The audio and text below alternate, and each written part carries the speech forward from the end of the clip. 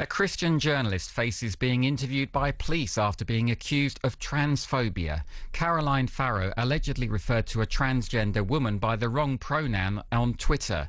The 44-year-old says she's done nothing wrong. Next, Surrey Police say they are carrying out an investigation into an alleged hate crime against the founder of the trans rights charity Mermaids. It all began when Susie Green from Mermaids and Catholic commentator Caroline Farrow appeared on Good Morning Britain together last year. It was only when the leaders raised concerns and said, hang on a minute, this is a safeguarding risk. I think most parents would be unhappy. And the other thing, well, there's two other points. I mean, this new policy excludes religious communities, people of faith. It excludes girls from those communities. It also excludes, very importantly, girls who may have been subject to sexual abuse and need safeguarding. Susie... That was Caroline Farrow. That heated conversation carried on Twitter afterwards, and some tweets were directed at Susie Green from Mermaids and her daughter Jackie, who transitioned as a teenager. These are some of the tweets that Caroline Farrow wrote, which have now been deleted.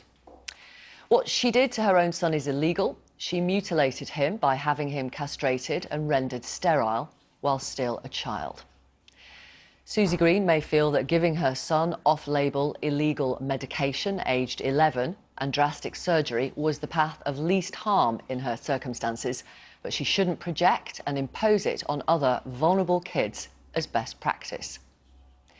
Another, when you criticise Susie Green for castrating her 16-year-old son, she writes pages of cant describing her journey and reporting you to the police for hurting her feelings. And one more. I think it's time everyone called out Susie Green and Mermaids policy for what it is: child abuse. Now, all those were posted on October the 4th last year. Susie Green then contacted the police. Let's talk to her now. Tell us why you contacted the police, Susie. Every day, my daughter is misgendered online. People send me tweets, emails, etc. So this isn't something that's uncommon. What was uncommon about this was a journalist who had a public platform who used that to send very deliberately malicious and nasty messages. And it's not just the misgendering, it's actually the context that she puts it into, and that she calls me a child abuser. Mermaid stands for transgender children and young people. We stand for trans rights. We also say to people when they receive online communications that are malicious and nasty that they should report them as hate incidents. I didn't feel, as the CEO of a charity that supports transgender children and young people, that it was right that I didn't do the same when I was subjected to that. I just want to be clear. Did you contact the police because Caroline Farrow had misgendered your daughter? No. Did you... No. No. Did you contact the police because, amongst other tweets, I mean, we read them out there, she was accusing you of child abuse? Yeah, and also the stuff around mutilation, castration, and the fact that she constantly refers to my daughter as a boy, but that's not the key issues in here, weren't those. It was the really damaging things that she said about me and my actions that made me decide that this was an appropriate course of action. And as I say, you know, we tell people to report hate incidents and hate crime online. These things are endemic. So for me not to do so in my position would have seemed to me to be a bit of a cop-out. We invited Caroline Farrow onto the programme this morning. She declined. She said she couldn't talk to us because she'd promised an exclusive to a Sunday newspaper. She did tell us this: I got a call from Surrey Police on Monday night saying that I had misgendered Susie Green's daughter.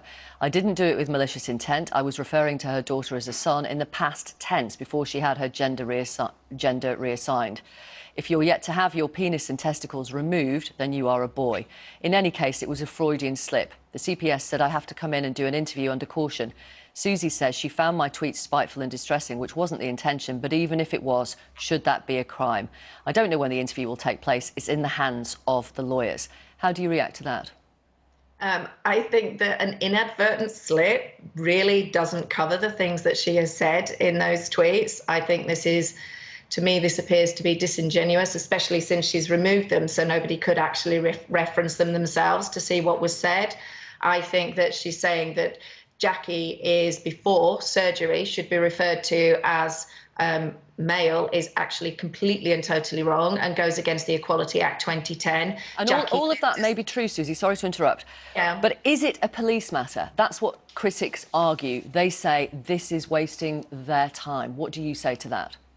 I say that that's up to the police to decide. I reported this to them and I asked them what they thought, what they considered.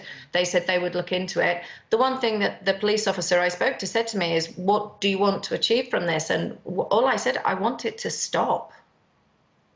Is it true you withdrew your complaint yesterday? I did. Why? I did. Because if I'd have continued the complaint, then Caroline Farrow would have had the platform to continue to spread misinformation about what actually happened on this occasion, because obviously being involved in an investigation would have meant that I couldn't talk about what had actually been put online by a journalist with this social media platform, that I wouldn't have been able to discuss it because it could have gone against any possible court case. But also I find that the constant referencing of herself as a victim, when in actual fact she's used her platform to deliberately go after myself and my daughter, I couldn't let that stand. So therefore my view was that, okay, so maybe this shouldn't be a police matter, because she's basically making a platform that is now being seen all over the media and across, including obviously now the BBC. I mean, I'm going to come back to that police point, and it's what people say all the time. They are stretched. You know, they are stretched with knife crime and all sorts of other reasons. What you might describe as urgent life and death matters. Is alleged hate crime an urgent life and death matter? Okay, so a young person literally a few weeks ago killed herself because of online hate directed at her. So what this saying that what you're saying is that if it's not something that is life or death or immediate, that we should ignore this and we should let hate stand. I don't agree with that under any circumstances. I don't think that any hate should stand. And I also think that the damage done by online communications is absolutely immense. And to say that this is not as important as other things, well, the police need to make those decisions. The CPS make those decisions. I don't. What I did was followed through because I found something deeply upsetting. I know that my daughter sees these things and she finds them deeply upsetting. And as an organisation that stands up for a minority that is constantly targeted by this kind of abuse, I felt that I had to do something. Thank you very much for talking to us. Thank you. Thank you. Susie Green, the CEO of Mermaids. Surrey Police say this. We received an allegation on the 15th of October. Last year, in relation to a number of tweets which were posted. A thorough investigation is being carried out to establish whether any criminal offences have taken place. A 44-year-old woman has been asked to attend a voluntary interview in relation to the allegation as part of that ongoing investigation. Ian Piers, as you might well say, the world's gone nuts, because I am standing here this morning outside of police headquarters because one of our guests on the show, later on Twitter, who has a boy, who was a son who was born a boy, then transitioned to a girl, they were referred to the wrong pronoun as a he or a boy. That was the debate on Twitter. As a result of that, Susie Green said that she found this actually distressing and spiteful. Made a complaint to Surrey Police, who now tell us that they are actually investigating as a hate crime. Hate crime have a maximum prison sentence of anything up to 2 years. This is at a time, of course, when we've been talking about it a lot on the programme, with rising knife crime around the country, and also violence is soaring in the UK as well. Should the police be prioritising crimes like this? We're conflating no, we're not. a we're sexual not. predator. It's a row that was first sparked in our studios. Caroline Farrow, a Catholic with conservative views, appeared alongside transgender activist Susie Green, whose daughter Jackie was born a boy. When the cameras stopped rolling, though, the debate soon spilled onto Twitter. I know this from my own experience with my that's kids, fine, right? but trans girls are girls. Caroline Farrow allegedly used the wrong pronoun to describe Jackie Green, referring to her perhaps as a boy, and that, she's been told, is a possible hate crime, and now Surrey Police are carrying out an investigation. But in a statement, Caroline Farrow said, "She's put my family through hell, and I don't think she should have pursued it in the first place." We understand that Susie Green now intends to withdraw her complaint, but at the moment, the official investigation continues. The row has reignited the debate about the use of police resources. Some senior officers believe that they should be concentrating on serious crime rather than hate crimes. Jonathan Swain, Good Morning Britain.